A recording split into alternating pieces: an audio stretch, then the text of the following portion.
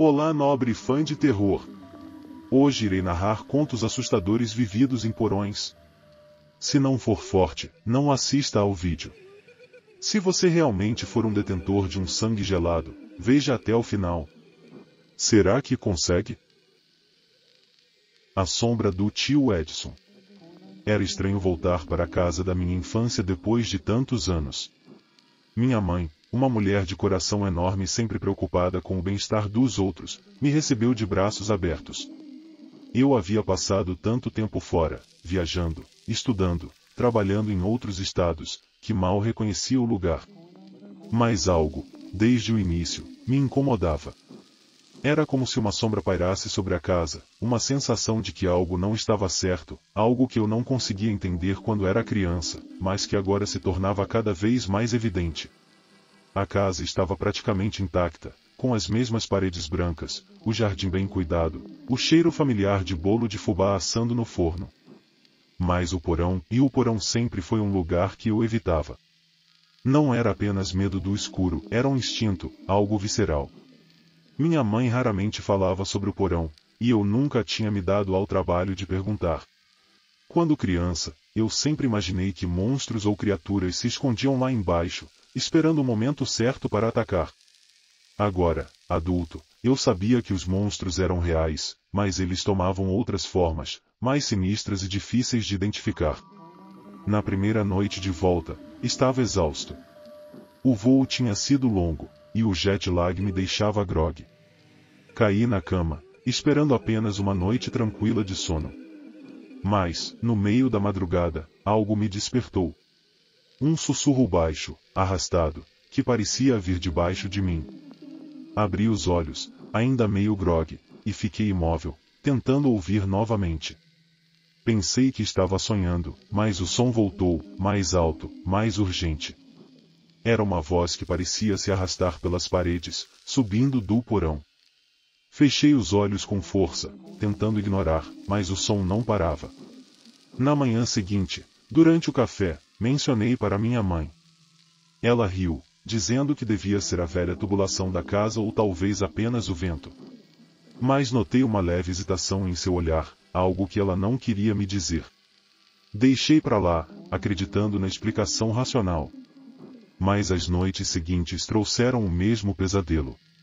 O sussurro ficava mais claro, mais insistente, até que comecei a distinguir palavras, frases desconexas que me faziam arrepiar até a alma. No terceiro dia, decidi descer ao porão. Algo me dizia que eu precisava confrontar aquele medo de infância, resolver de uma vez por todas o que estava me assombrando.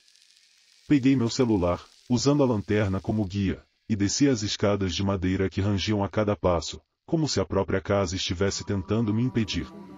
O ar ficava mais pesado, mais frio, à medida que eu me aproximava do fundo. A escuridão parecia viva, como se me observasse.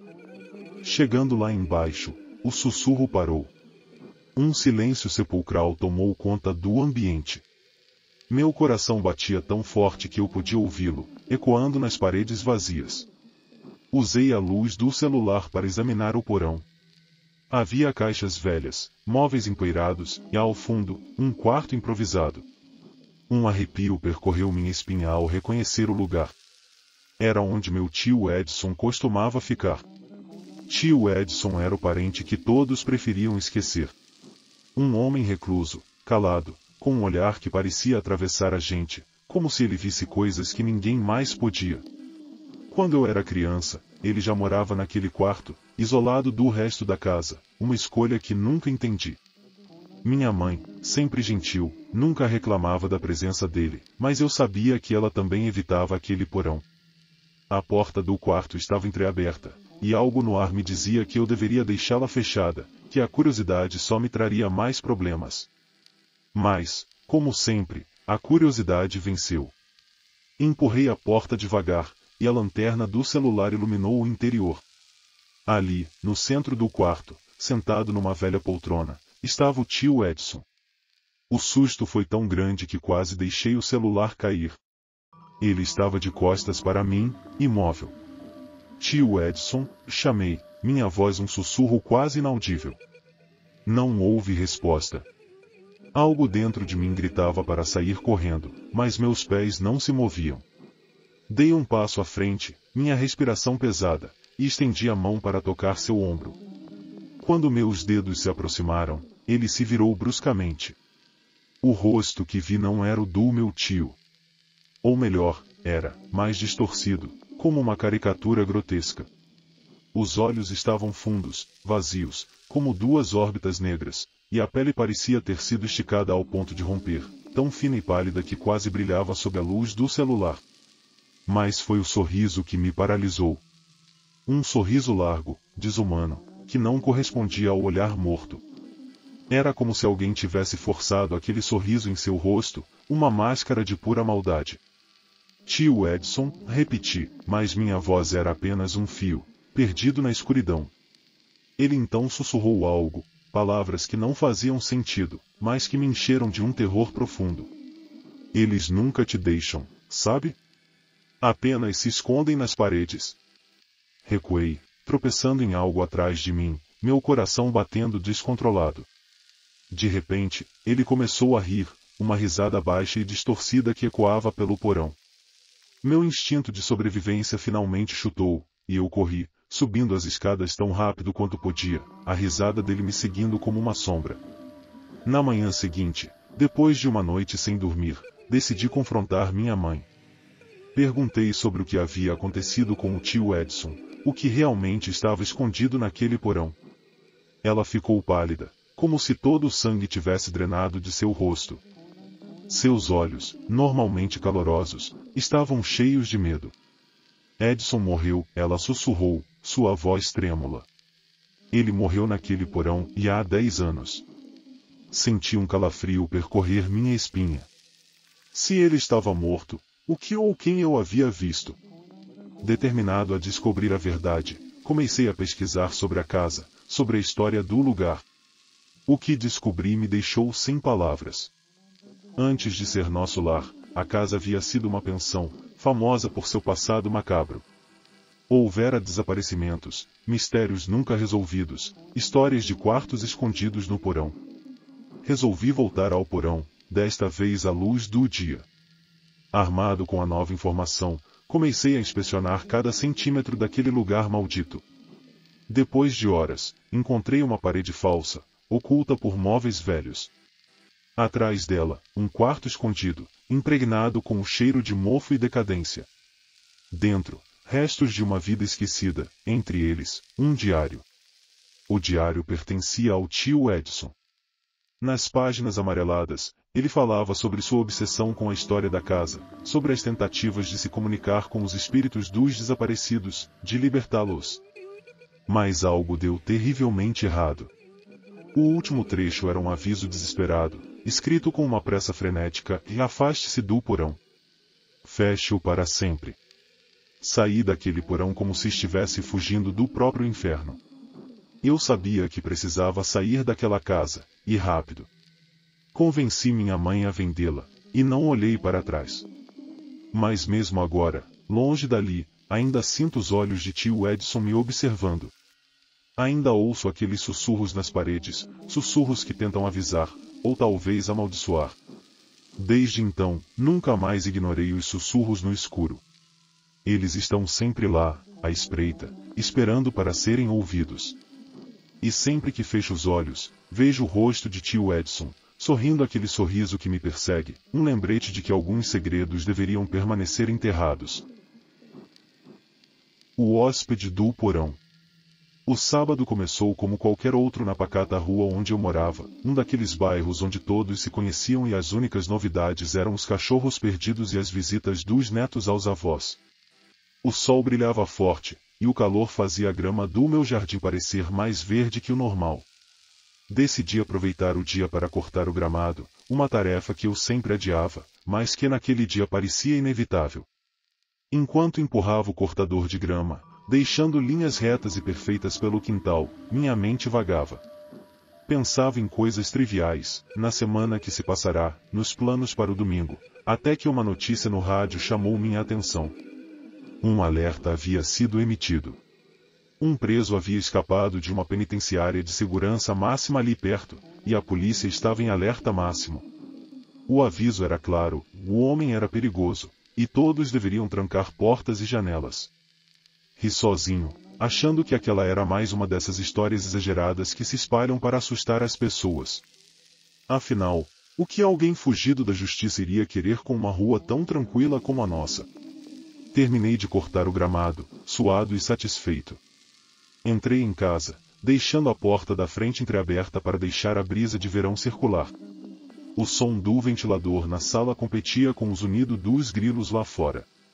Estava pronto para me jogar no sofá e relaxar, quando algo estranho aconteceu. Um som, quase imperceptível, veio do porão. Era como som de pés arrastando-se sobre o chão de cimento, misturado com o farfalhar de algo, como tecido. Parei por um momento, tentando entender o que era aquilo. Lembrei que minha gata, uma pequena felina curiosa e arisca, costumava se esconder lá embaixo, mas eu a havia deixado sair de casa mais cedo, e ela ainda não havia voltado. Pensei que poderia ser o vento, movendo algo que eu havia deixado mal colocado.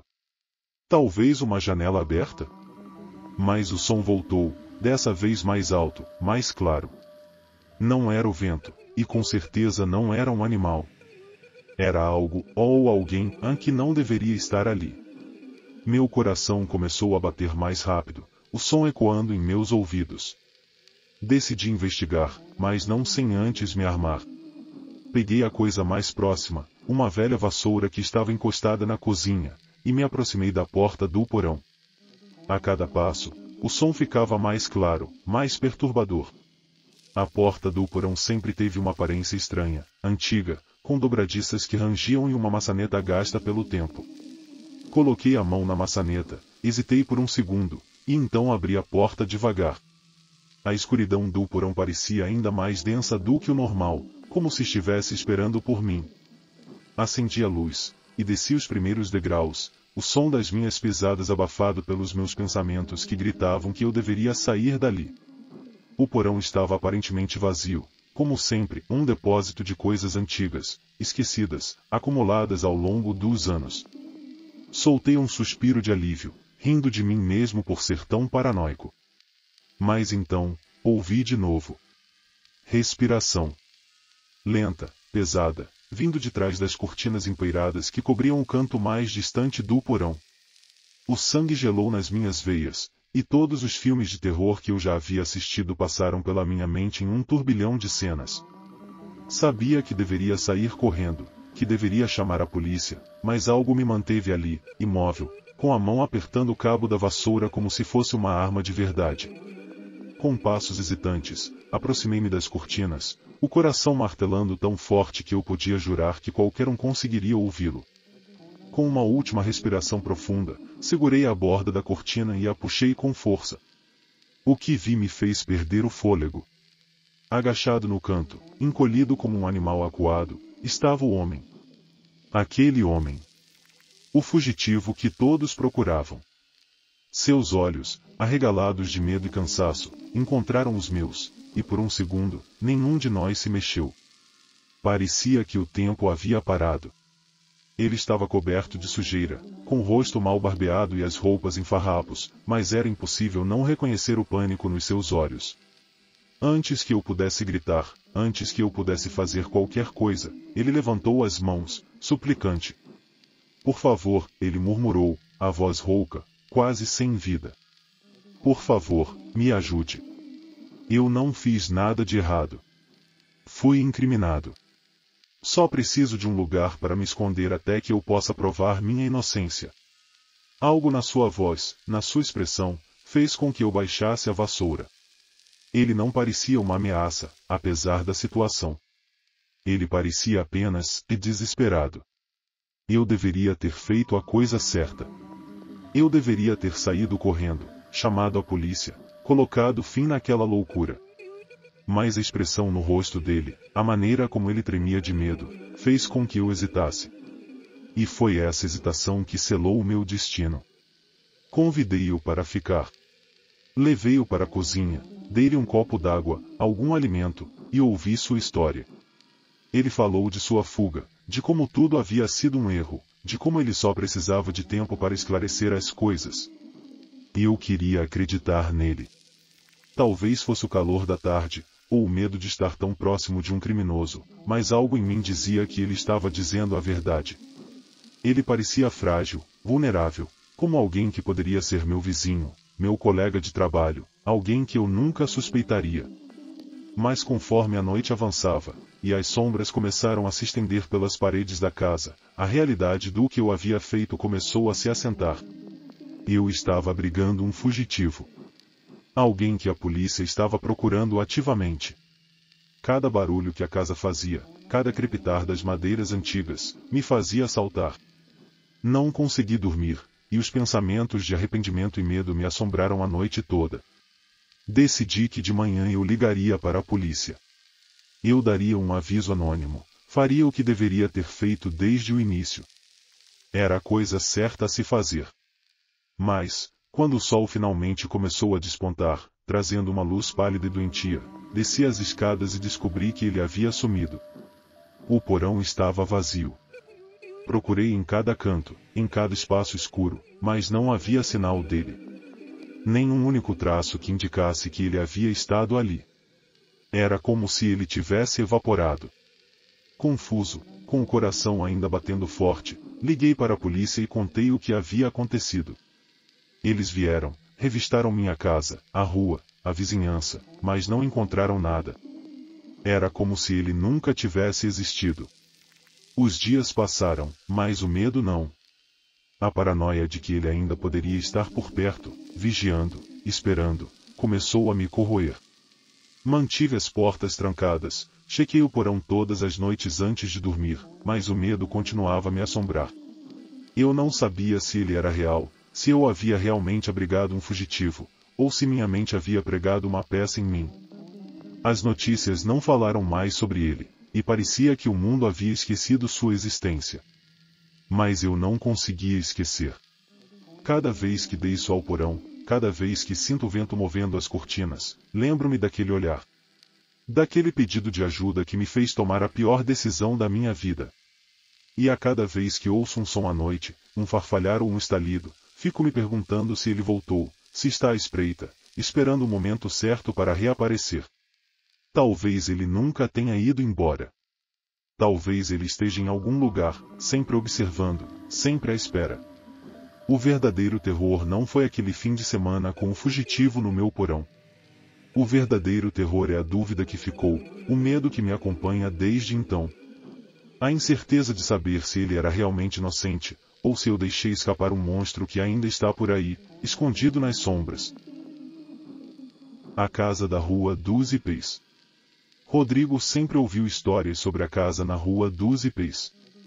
Diziam que ela era amaldiçoada, que ninguém conseguia viver ali por muito tempo. Mas, como todo jovem cético, ele não acreditava nessas coisas. Quando soube que a casa estava à venda por um preço ridiculamente baixo, decidiu comprá-la. Seria sua primeira casa própria, um passo para a independência.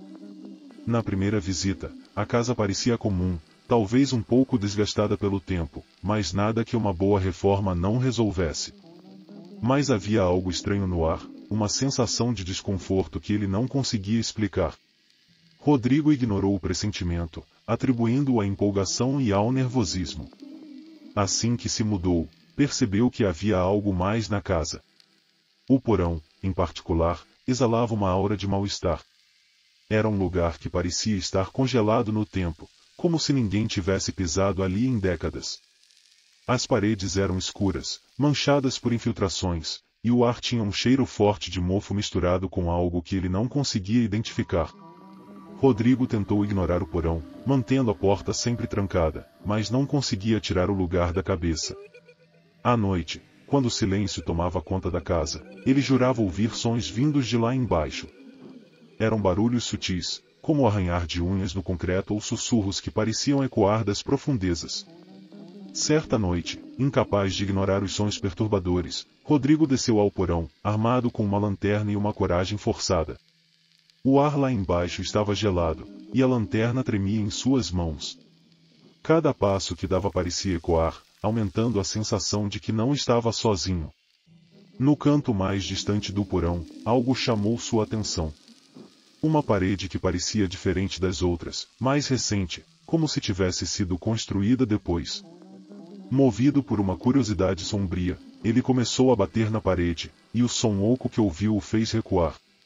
Com a ajuda de uma velha ferramenta que encontrou jogada no chão, começou a derrubar o reboco, revelando um espaço vazio por trás da parede. Dentro desse espaço, ele encontrou algo que fez seu sangue gelar. Um pequeno cômodo, escuro e úmido, com símbolos estranhos pintados nas paredes. No centro, havia uma cadeira antiga, e ao lado dela, uma caixa de madeira. Rodrigo se aproximou lentamente, sentindo seu coração acelerar a cada passo. Quando abriu a caixa, encontrou uma coleção de objetos macabros, velas queimadas, ossos pequenos, talvez de animais, e um livro antigo, com páginas amareladas e cobertas de símbolos que ele não conseguia entender. Rodrigo pegou o livro, sentindo uma onda de náusea tomar conta de si. As páginas pareciam vibrar em suas mãos, e ele começou a ouvir sussurros, mais altos e mais nítidos do que nunca. Palavras desconexas, frases em uma língua que ele não compreendia, mas que o aterrorizavam de uma maneira visceral. Ele jogou o livro de volta na caixa e tentou sair do cômodo, mas suas pernas pareciam pesadas, como se o chão estivesse sugando sua energia.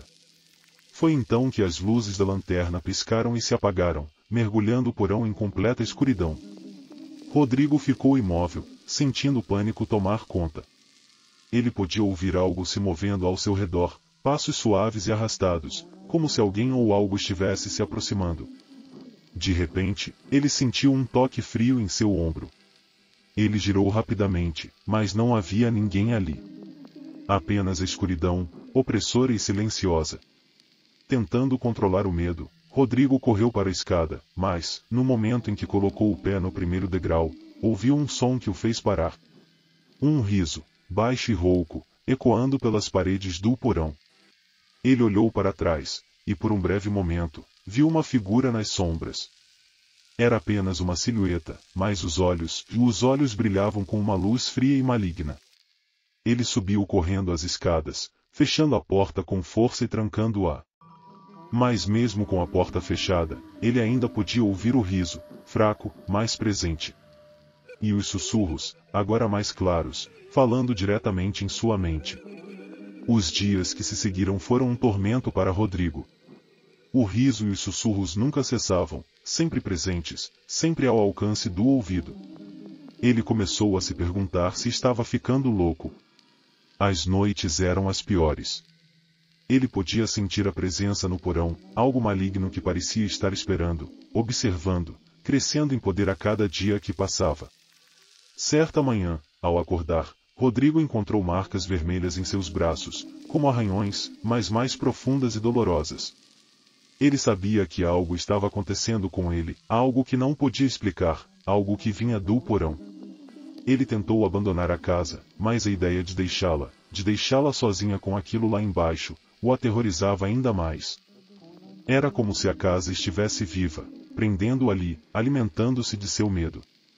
Naquela noite, sem saber o que mais fazer, Rodrigo voltou ao porão. Ele desceu as escadas lentamente, sentindo o peso do lugar apertar sua alma. Quando chegou ao fundo, viu que o pequeno cômodo estava diferente. O livro estava aberto, as velas acesas, e os símbolos nas paredes brilhavam com uma luz pálida. A figura estava lá novamente, agora mais clara, mais real. Ela o encarava com aqueles olhos frios, sorrindo de maneira maligna. Rodrigo sentiu que não havia mais escapatória. A casa o havia escolhido, e agora ele fazia parte dela. Ele sabia que, se não enfrentasse aquilo, seria consumido, como os outros antes dele. Com um último suspiro de coragem, ele entrou no círculo e começou a recitar as palavras do livro, mesmo sem entender o que diziam. As velas se apagaram, e o porão foi tomado por uma escuridão impenetrável. Rodrigo podia sentir algo se aproximando, algo antigo e terrível, algo que ele havia libertado. As vozes em sua cabeça aumentaram, gritando, rindo, e então, silêncio. Na manhã seguinte, a casa estava estranhamente quieta. Os vizinhos notaram que Rodrigo não havia saído para trabalhar, mas ninguém se importou muito. Uma semana depois, o carteiro percebeu que a correspondência começava a se acumular na porta. Quando finalmente a polícia foi chamada, encontraram a casa vazia. Nenhum sinal de Rodrigo, apenas a porta do porão aberta, com marcas de queimaduras na madeira, como se algo tivesse sido queimado ali. A casa foi vendida novamente, e a história de Rodrigo logo foi esquecida, como tantas outras que aconteceram na Rua dos Ipês. Mas o porão, sempre trancado, continuava lá, esperando, pacientemente, pelo próximo. E, à noite, se alguém estivesse quieto o suficiente, poderia ouvir sussurros vindo do fundo, como um vento distante, chamando, prometendo, ameaçando. Porque a casa na Rua dos Ipês tinha um segredo que nunca deixava ninguém sair. Chegar até aqui foi realmente uma demonstração de coragem. Não esqueça de se inscrever no canal para não perder as novas histórias de terror que estão por vir. Nos vemos no próximo vídeo. Até logo!